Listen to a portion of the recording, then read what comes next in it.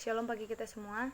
Di sini saya akan memaparkan presentasi saya, yaitu tentang tafsiran kitab Mazmur 18 ayat 4 sampai 8 dengan menggunakan metode feminisme. Nah, sebelum kita masuk ke dalam tafsiran, kita terlebih dahulu mendengarkan isi dari Mazmur 18 ayat 4 sampai 8. Saya akan membacakannya untuk kita semua. Demikian firman Tuhan. Terpujilah Tuhan, seruku, maka aku pun selamat daripada musuhku. Tali-tali maut telah meliliti aku, dan banjir-banjir jahanam telah menimpa aku. Tali-tali dunia orang mati telah membelit aku, perangkap-perangkap maut terpasang di depanku. Ketika aku dalam kesesakan, aku berseru kepada Tuhan. Kepada Allahku aku berteriak minta tolong. Ia mendengar suaraku dari baitnya, dari aku minta tolong kepadanya sampai ke telinganya. Lalu goyang dan goncanglah bumi, dan dasar-dasar gunung gemetar dan goyang oleh karena menyala-nyala murkanya. Demikianlah firman Tuhan. Sekarang kita akan masuk ke dalam pengertian feminisme. Nah, feminisme adalah gerakan wanita yang menuntut persamaan hak sepenuhnya antara kaum perempuan dengan laki-laki. Bisa didefinisikan secara sederhana bahwa feminisme ini mengacu kepada kesadaran wanita akan adanya ketertindasan kepada pemeran wanita dalam hal pekerjaan, baik itu di masyarakat ataupun di rumah, serta ini juga dapat diartikan sebagai tindakan politik oleh kaum wanita untuk mengubah situasi yang demikian. Nah, latar belakang feminisme ini terbagi menjadi dua fase, yaitu fase yang pertama adalah lahir bersama dengan era pencerahan Eropa yang dipelopori oleh Lady Walkley Condorceti yang merupakan anggota perempuan ilmiah dari Eropa. Feminisme ini berkembang ke Amerika dan dipelopori oleh John Stuart Mill, di mana dia menerbitkan buku yang berjudul The Subjection of Women. Nah, fase yang kedua itu adalah lahirnya dari adanya perang dunia, di mana lahirnya negara-negara baru yang terbebas dari jajahan Eropa dan memberikan perempuan hak pemilihan di parlemen. Menurut Mansur Faki, gerakan feminisme ini muncul karena adanya anggapan bahwa dalam suatu masyarakat terdapat kesalahan memperlakukan perempuan sebagai perwujudan ketidakadilan gender. Nah, Anne Clay adalah orang yang pertama mencetuskan atau memakai kata gender di dalam istilah feminis. Anne Clay ingin mengajak seluruh warga dunia agar dapat memahami kata seks dan gender, di mana dua kata yang serupa tetapi tidak sama.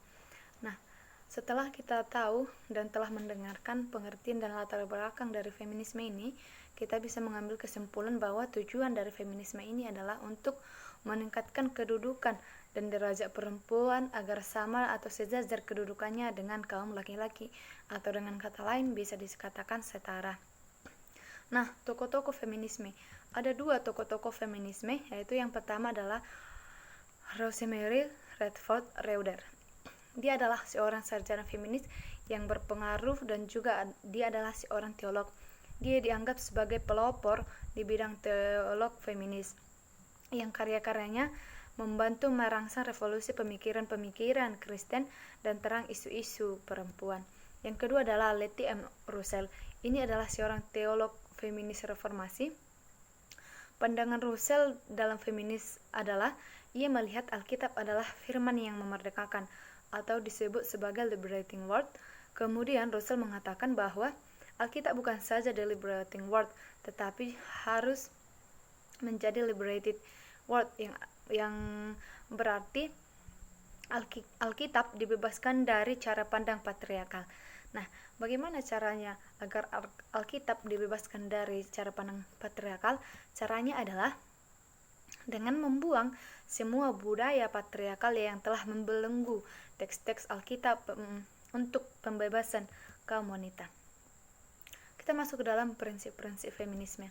Adapun prinsip-prinsip feminisme ini adalah sebenarnya semua kritik feminisme menempatkan kepentingan ekstrim terhadap kesadaran feminis, termasuk dalamnya pengalaman unik sebagai suatu cara untuk memahami kitab suci. Kesadaran mendalam adalah tentang kesamaan dan keseimbangan, serta tuntutan untuk memperlakukan wanita seperti halnya adalah pria. Yang kedua, semua wanita adalah manusia seutuhnya. Seperti ada ditulis orang tokoh yang bernama Fiorenza, dia mengatakan bahwa hanya tradisi Alkitab lah yang tidak memandang jenis kelamin, dan hanya tradisi yang tidak Alkitab yang tidak menindas teologi dalam memiliki wahyu yang berwibawa. Kita masuk ke dalam kelebihan dan kekurangan feminisme. Adapun kelebihan dari feminisme ini adalah ketekunan para tokoh feminisme untuk menobrak ketertindasan wanita. Tampak dari asosiasi perempuan dengan munculnya buku-buku yang menentang penindasan kaum laki-laki terhadap perempuan. Dan kekurangannya adalah dari dalam gerakan feminisme itu sendiri, tidak sedikit perempuan yang seakan-akan menikmati ketertindasan tersebut dan tidak ingin lepas dari ketertindasan tersebut, dan kaum laki-laki pun merasa bahwa hanya dialah yang layak untuk menduduki jabatan di masyarakat. Demikianlah penjelasan sekilas tentang feminisme. Sekarang kita akan masuk ke dalam pengantar kitab. Nah, kita akan membahas tentang pengantar kitab Mazmur. Yang pertama adalah arti nama kitab. Dalam Septuaginta dikatakan bahwa kitab Mazmur ini disebut psalmoi, yang artinya adalah nyanyi-nyanyian yang biasanya diiringi dengan musik, khususnya itu adalah kecapi. Dalam bahasa Yunani berasal dari kata kerja spalo yang artinya memetik atau mendentingkan. Nah, judul kitab Mazmur dalam bahasa Ibrani adalah Tehillim, artinya puji-pujian atau nyanyian. Dalam Alkitab Ibrani, kitab Mazmur terdapat pada awal bagian kitab-kitab.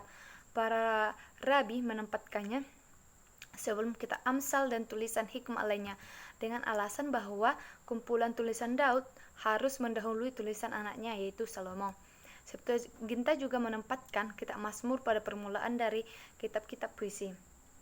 Susunan dalam Alkitab bahasa Latin dan bahasa-bahasa modern termasuk bahasa Indonesia yang menempatkan kitab Ayub sebagai kitab Mazmur sebelum kitab Mazmur. Nah, mungkin itu didasarkan pada dugaan bahwa kitab Ayub ditulis sebelum kitab Mazmur. Sekarang kita akan masuk ke dalam penulis dan waktu penulisan kitab. Separuh dari kitab Mazmur ini dipercaya ditulis oleh Daud. Dapat dilihat dari pengalaman Daud yang sangat luas, yaitu sebagai gembala, musisi, prajurit, dan juga raja. Itu sangat tercermin di dalam Mazmur. Nah, selain 75 Mazmur yang ditulis oleh Daud, ditulis juga 12 oleh Asaf. Dia adalah seorang penghimpun atau seorang iman yang mengepalai pelayanan musik. Lalu 10 oleh anak-anak Korah, yaitu Bad, suatu kumpulan penyanyi dan penggubah. 2 oleh Salomo, 1 oleh Musa, 1 oleh Heman, dan 1 oleh Etan. Lalu tulisan Mazmur yang lainnya yang tidak diketahui siapa penulisnya, itu menurut tradisi dianggap bahwa itu ditulis oleh Ezra. Nah, kitab Mazmur ini jika ditinjau dari waktu penulisannya, maka ada ada Mazmur yang ditulis pada masa pre-eksilis, eksilis, dan post-eksilis. Qosah Mazmur meliputi kisah mulai dari zaman Daud sampai pada pembuangan. Nah, secara waktu itu diperkirakan mulai tahun 1000 sampai 500 sebelum Masehi, sehingga masa peristiwa ini hampir 500 tahun.